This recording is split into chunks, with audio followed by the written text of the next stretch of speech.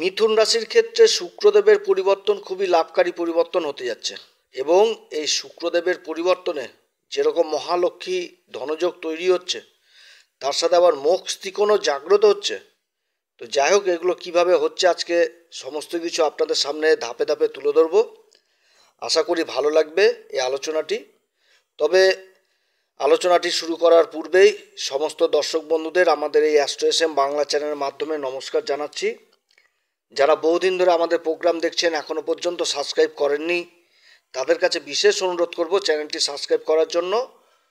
আর যদি আলোচনাটি সত্যিই আজকে আপনাদের কাছে ভালো লাগে তাহলে লাইক শেয়ার অবশ্যই করবেন, কমেন্ট করবেন। তবে আমি আমার দর্শক বন্ধুদের কোনোভাবেই বিভ্রান্তের মধ্যে রাখতে চাই না। এটা কোনো রকম কুষ্টি ধরে কারোর আলোচনা নয়, এটা গ্রহদের গোচরের অবস্থানের উপরেই কিন্তু আলোচনা করা হচ্ছে। অতএব এটা কারোর সাথে মিলতে পারে কিংবা নাও মিলতে পারে, তবে আগামী দিনে মিথুন রাশি এর থেকে কিছুটা হলেও উপলব্ধি করতে পারবে, এটা আমার বিশ্বাস। শুক্রদেবের এই গোচর আপনারা রাশি কিংবা লগ্ন হিসাবেও দেখতে পারেন। মিথুন রাশির ক্ষেত্রে শুক্র হচ্ছে কারক গ্রহ, পঞ্চম ঘরের অধিপতি এবং দ্বাদশ ঘরের অধিপতি।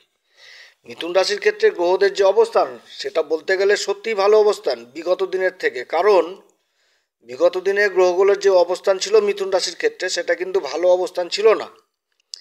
কারণ রাশির অধিপতি বুধ নিচ অবস্থায় ছিল, তারপরে সূর্যদেবের নিচ অবস্থা, শনির সাথে ষড়াষ্টক যোগ, সূর্যের উপরে আবার রাহুর দৃষ্টি, সূর্যের সাথে কেতুর অবস্থান, তারপরে শনিদেবের বক্রী অবস্থা। এই অবস্থানগুলো যথেষ্ট ভালো ছিল না মিথুন রাশির ক্ষেত্রে। এবার সময়ের সাথে সাথে আস্তে আস্তে সব কিছু পরিবর্তন হচ্ছে। তার সাথে সূর্যদেবেরও অবস্থান ভালো হলো, রাশির অধিপতি বুধেরও অবস্থান ভালো হচ্ছে। 11ই নভেম্বর কেতু আবার নক্ষত্র পরিবর্তন করলো, হস্তা নক্ষত্রে প্রবেশ করলো, হস্তা নক্ষত্র থেকে উত্তরা ফাল্গুনী নক্ষত্রে প্রবেশ করলো। কেতু যতক্ষণ পর্যন্ত হস্তা নক্ষত্রে ছিল ততক্ষণ পর্যন্ত মিথুন রাশির সুখের জীবনে বহু রকম বাধা সৃষ্টি করছিল। যেমন মায়ের শারীরিক অবস্থা খারাপ করে দেওয়া, মায়ের সাথে মতবিরোধ, সম্পর্ক নষ্ট হয়ে যাওয়া, বন্ধু বান্ধবদের সঙ্গ না পাওয়া, মনোমালিন্য হওয়া, সুখের জিনিসের উপর অত্যধিক ব্যয় করা, এগুলো কিন্তু হচ্ছিল যখন এই হস্তা নক্ষত্র ছিল। কিন্তু এবার নক্ষত্র পরিবর্তন হয়ে গেল, এই উত্তরা ফাল্গুনী নক্ষত্রে প্রবেশ করলো সূর্যের নক্ষত্রে। তখন থেকে মায়ের সাথে সম্পর্ক যথেষ্ট ভালো হওয়া, জীবন জমি সংক্রান্ত বিবাদ, সেই বিবাদের সমাধান হওয়া, বন্ধু বান্ধবের জায়গাটা ভালো হয়ে যাওয়া, যারা রাজনৈতিক জীবনে রয়েছে তাদের কেরিয়ার যথেষ্ট ভালো হওয়া। তারপরে আবার 28শে নভেম্বর দেবগুরু বৃহস্পতির নক্ষত্র পরিবর্তন, রোহিণী নক্ষত্রে অবস্থান। এই পরিবর্তনটা মিথুন রাশির ক্ষেত্রে ভালো। এবং তার সাথে শনিদেবের মার্গী অবস্থা, আগে তো ছিল বক্রী অবস্থায় ভাগ্যের ঘরে, এবার তো মার্গী অবস্থায় আসলো। তো এই অবস্থানটাও যথেষ্ট ভালো হতে যাচ্ছে, ভালো হলো আর কি মিথুন রাশির ক্ষেত্রে। দেবগুরু বৃহস্পতির 28শে নভেম্বর যে নক্ষত্র পরিবর্তন, রোহিণী নক্ষত্র অবস্থান, এটা খুব ভালো পরিবর্তন হয়েছে মিথুন রাশির ক্ষেত্রে। দেবগুরু বৃহস্পতি হচ্ছে সপ্তমপতি, যে ঘর থেকে আমরা ব্যবসা বাণিজ্য দেখি, আমরা দাম্পত্য জীবনটাকে দেখি, রোজগারের আয় ইনকাম দেখি, পার্টনারশিপ জিনিসটাকে দেখি। আর হচ্ছে কি কর্মের ঘর, যেটা মানে যে কর্ম করে আমাদের স্ট্যাটাস বুঝায় আর কি সমাজে, যে সেই কর্মর ঘরের অধিপতি দেবগুরু বৃহস্পতির নক্ষত্র পরিবর্তন হলো। এবার যে নক্ষত্র অবস্থান করছে সেটা হচ্ছে রোহিণী নক্ষত্রে, যার অধিপতি হচ্ছে চন্দ্রমা। তো মিথুন রাশির ক্ষেত্রে এই চন্দ্রমা হচ্ছে আবার ধনসম্পত্তির ঘরের অধিপতি, যেটা দ্বিতীয় ঘর। তো দ্বিতীয় ঘর থেকে তো শুধু ধনসম্পত্তি দেখা হয় না, এখান থেকে খাওয়া দাওয়ার বিচার করা হয়, তারপরে আত্মীয় স্বজন কুটুম এগুলো বিচার করা হয়, সেভিংস জিনিসটাকে দেখা হয়। তো এই নক্ষত্রে অবস্থান দেবগুরু বৃহস্পতির এটা যথেষ্ট ভালো। এবার শুক্র অবস্থান করছে এই অষ্টম ঘরে, মানে তার মানে এর আগে ছিল ধনুরাশিতে, ধনুরাশি পরিবর্তন করে এবার শুক্র অবস্থান করছে অষ্টম ঘরে। সেটা হচ্ছে আবার শনিদেবের সাধারণ রাশি মকর রাশি, অর্থাৎ মিত্রের ঘরে অবস্থান করছে এবার শুক্র। এবার যে শুক্র এই ঘরে কিন্তু 3টি নক্ষত্রের উপর দিয়ে গোচর করবে, সেটা হচ্ছে সূর্যদেবের নক্ষত্র, একটা হচ্ছে উত্তরাষাঢ়া, এবং তারপরে হচ্ছে শ্রবণ নক্ষত্র যেটা হচ্ছে চন্দ্রদেবের নক্ষত্র, এবং তারপর হচ্ছে ধনিষ্ঠা নক্ষত্র যেটা হচ্ছে এই মঙ্গলের নক্ষত্র। তো সূর্যদেবের নক্ষত্র হচ্ছে উত্তরাষাঢ়া, তো উত্তরাষাঢ়ায় প্রবেশ করবে। তো উত্তরাষাঢ়া নক্ষত্রের অধিপতি সূর্য হচ্ছে তৃতীয় ঘরের অধিপতি, যে ঘরটাকে আমরা পুরুষার্থ, পরাক্রম, তারপরে যোগাযোগ হিসাবে দেখি। তো এই ঘরে সূর্যের নক্ষত্রের অবস্থান করছে শুক্র, এবং যখন শুক্র রাশি পরিবর্তন করবে সেই মুহূর্তে কিন্তু আবার সূর্য অবস্থান করছে রাশির অধিপতি বুধের সাথে ষষ্ঠ ঘরে, এবং অবস্থান করছে একদিনের জন্য মাত্র অনুরাধা নক্ষত্রে, যেটা হচ্ছে শনিদেবের নক্ষত্র, এবং তারপরে আবার অবস্থান করবে জ্যেষ্ঠা নক্ষত্রে, যেটা হচ্ছে বুধেরই নক্ষত্র। তাহলে বুধের নক্ষত্র অবস্থান করে বুধের সাথে জুতি তৈরি করছে, আবার সেই জুতির উপর দেবগুরু বৃহস্পতি দৃষ্টি পড়ছে। এটাও একটা ভালো জায়গা তৈরি হয়েছে। এবং দেবগুরু বৃহস্পতির যে দৃষ্টি শুধু সূর্য আর বুধের উপর পড়ছে সেটাও না, দেবগুরু বৃহস্পতির দৃষ্টি আবার পড়ছে কেতুর উপর। কেতু পঞ্চম ঘরে অবস্থান করছে, এই জায়গাটাও ভালো। কেতুর সাথে একটা নবম পঞ্চম যোগ তৈরি হচ্ছে। আর সব থেকে ভালো হচ্ছে দেবগুরু বৃহস্পতির এই যে রোহিণী নক্ষত্র অবস্থান, এটা কিন্তু একটা গজকেশরী যোগের প্রভাব পড়বে। কারণ দেবগুরু বৃহস্পতি এখানে তো যথেষ্ট বলবান যেরকম হবে, সেরকম আবার চন্দ্রমাকেও যথেষ্ট বল প্রদান করবে। চন্দ্রমারও কিন্তু অবস্থান ভালো হবে।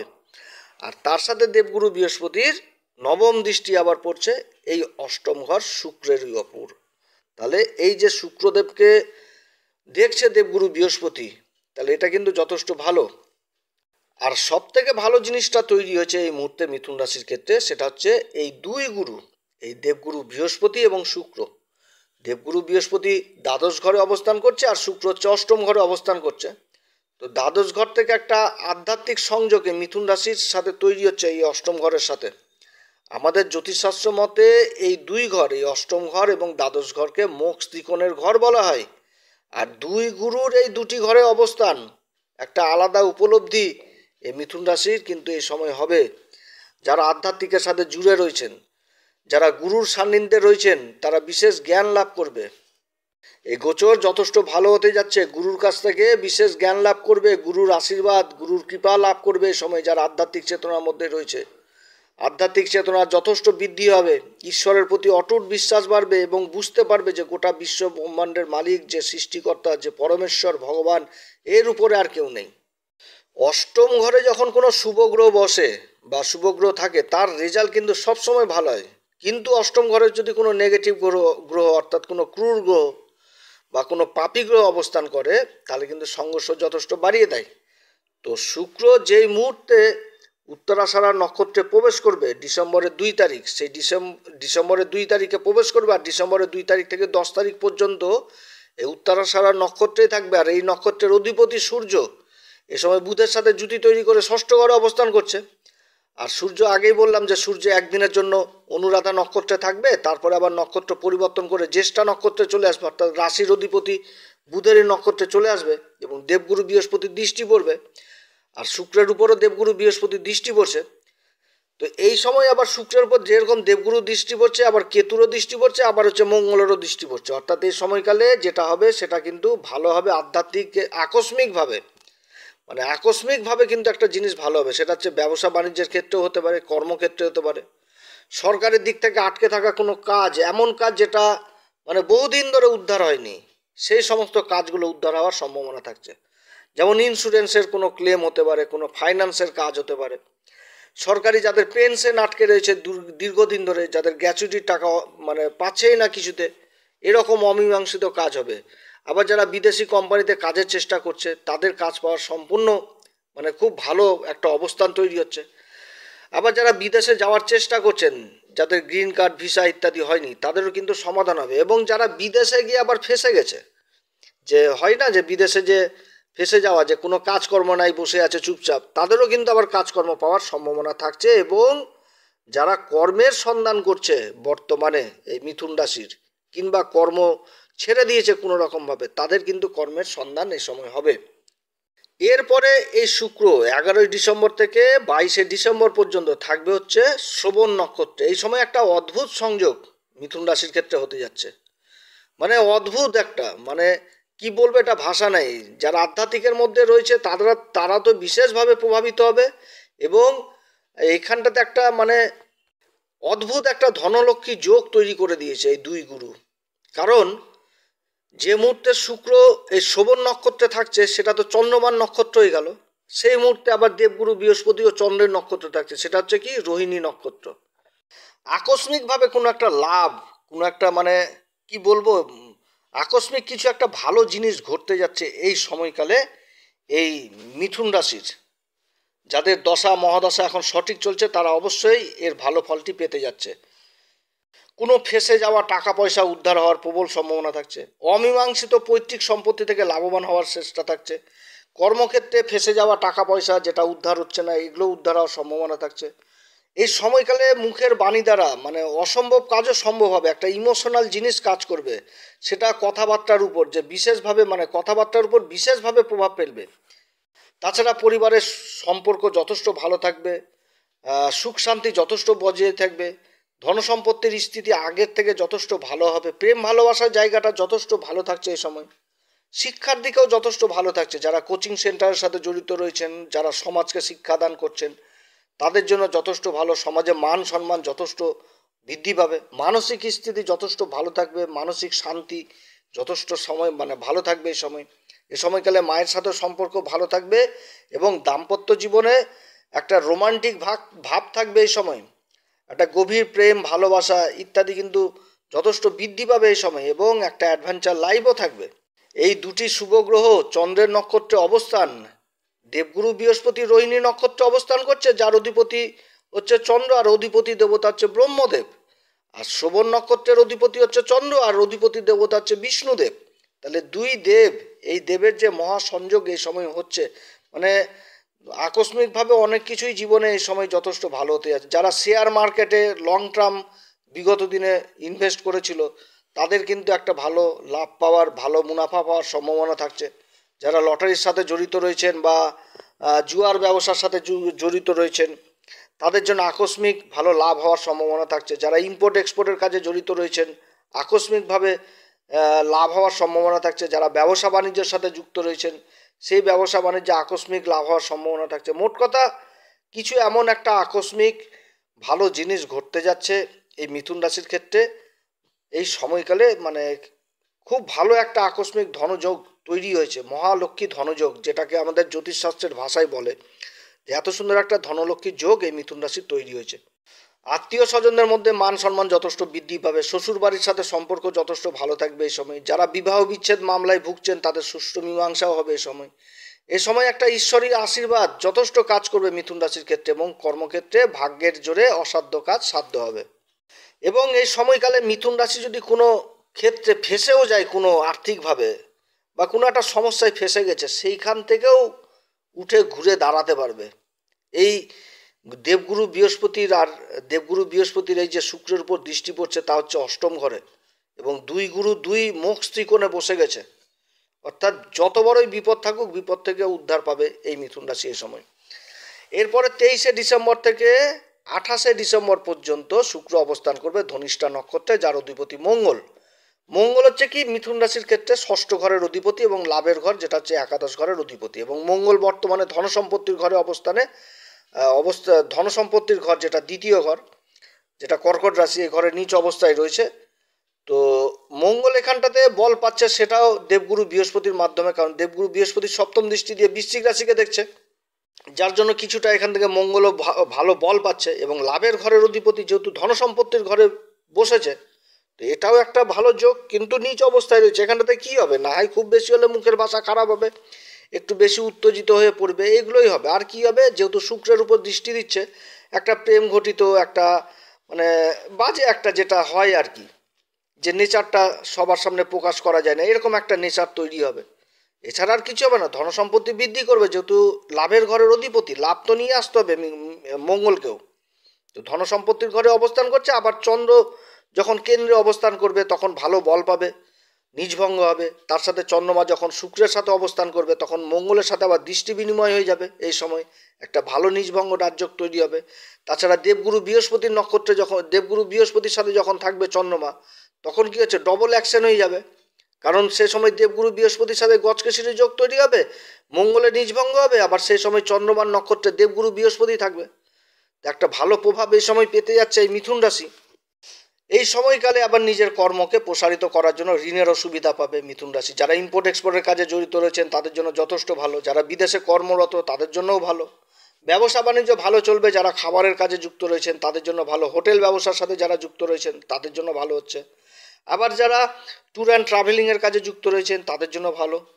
এই সময়কালে যেরকম মানে নিজের কাজের মানে যেরকম সম্পূর্ণ হবে, অর্থাৎ নিজের কাজ যেরকম করবে সেরকম আবার অন্যরাও এসে কিন্তু হেল্প চাইবে, দাদা আমাকে কিছু হেল্প করেন এই কাজে।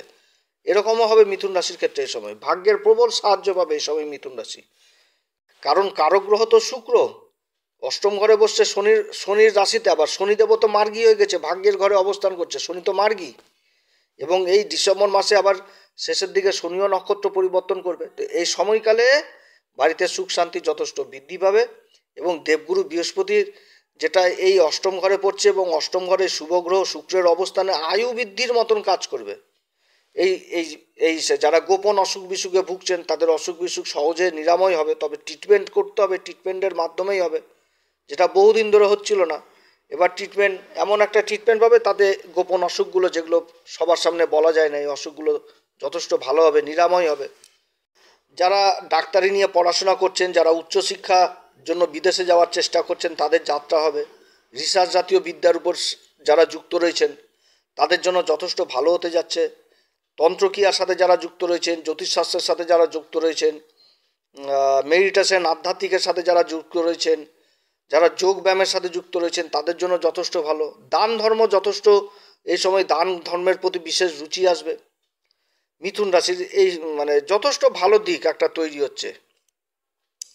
তবে মিথুন রাশিকে এই সময়কালে আবার বিশেষ করে কিছু দিকে আবার সাবধানও থাকতে হবে। যাদের ইন্টারনাল অ্যাফেয়ার চলছে, গোপন প্রেম ভালোবাসা চলছে, তারা কিন্তু সাবধান, এগুলো কিন্তু সমাজের সামনে চলে আসবে। এবং এদিক থেকে আবার পিতা মাতারাও দুশ্চিন্তে থাকবে, যে যাদের পিতা মাতা জেনে গেছে যে আমার ছেলে প্রেম ভালোবাসার সাথে যুক্ত রয়েছে, তাদেরকে নিয়েও পিতা মাতারা আবার খুব টেনশনে থাকবে, যে এই দেখা হলো যে এখনই বৌমাকে সাথে করে নিয়ে বাড়িতে চলে আসলো। তো এরকমও হয়ে যাবে। তো এদিকেও কিন্তু যথেষ্ট সাবধানে থাকতে হবে। মোট কথা শুক্রদেবের এই অষ্টম ঘরে গোচর যথেষ্ট ভালো হচ্ছে। দেবগুরু বৃহস্পতির দৃষ্টি শুক্রের উপর পড়ছে, এর থেকে আর কি ভালো বলবো, যে দুটি শুভ গ্রহের মধ্যে একটা কানেকশন হচ্ছে মিথুন রাশির ক্ষেত্রে। এটা বহুদিন পর দেখা যাচ্ছে, খুব ভালো পরিবর্তন। আশা করছি মিথুন রাশির অনেক কিছুই এই সময় পূরণ হবে। তবে আমি তো বলে গেলাম, এবার সবার ক্ষেত্রে নাও হতে পারে। যাদের ক্ষেত্রে হবে না তাদেরকে ধরে নিতে হবে তাদের গ্রহের অবস্থান খারাপ রয়েছে, তাদের কিন্তু জ্যোতিষীয় পরামর্শ অবশ্যই দরকার। তবে আমি বলছি না যে আমাদের সাথে যোগাযোগ করেন, আমাদের তো হোয়াটসঅ্যাপ নাম্বার দেওয়া আছে, যদি মনে করেন যোগাযোগ করবেন তবে শুল্ক লাগু থাকবে। যদি আমাদের সাথে যোগাযোগ না করেন তাহলে আপনার যে আশেপাশে কোনো ভালো লোকের সাথে অবশ্যই কনসাল্ট করবেন কিভাবে চলতে হবে। অতএব প্রিয় দর্শক বন্ধুরা, এই সময়কালে এই মিথুন রাশি একটাই উপাচার করবে, যেহেতু শনিদেব মার্গী হয়েছে, অতএব হনুমান চল্লিশা বজরংবাণ এগুলো তো পাঠ করবে, তার আগে শ্রীরাম সীতার প্রণাম মন্ত্র করবে। এবং তার সাথে যারা গুরুর দীক্ষা নেননি তারা কিন্তু গুরুর দীক্ষা অবশ্যই নেবেন, এবং শুক্রবার করে মা ভগবতী মাকে লাল পুষ্প অর্পণ করবেন। অতএব প্রিয় দর্শক বন্ধুরা, যদি এই পরামর্শ সত্যি আপনাদের কাছে ভালো লাগে, কার্যকরী মনে হয়, তাহলে আমাদের এই অ্যাস্ট্রো এস এম বাংলা চ্যানেলকে অবশ্যই সাবস্ক্রাইব করবেন। আপনারা সবাই ভালো থাকেন, ঈশ্বর আপনাদের সবার মঙ্গল করুক। নমস্কার, ধন্যবাদ।